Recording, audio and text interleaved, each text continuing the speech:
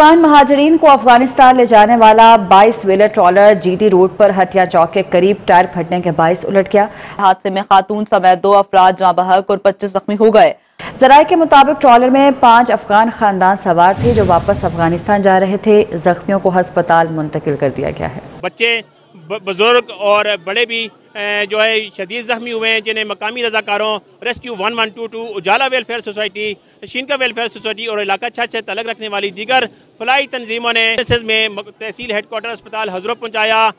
Motorway police, हजरो police और यहाँ के मकामी रजाकारों ने, मकामी लोगों ने इमदादी सरगर्मियों में बढ़ चढ़ कर हिस्सा लिया और अपने अफगान भाइयों की मदद के लिए, इनको बचाने के लिए इनको अपनी भरपूर कोशिशें की।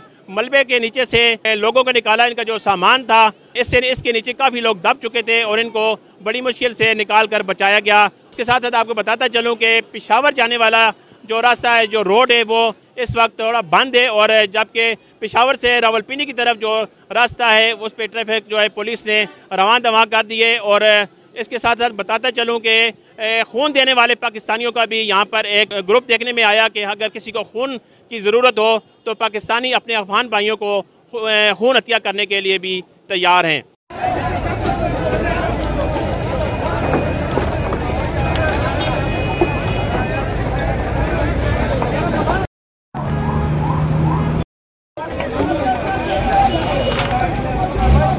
जाओ जाओ जरा सामान चाहिए लोग।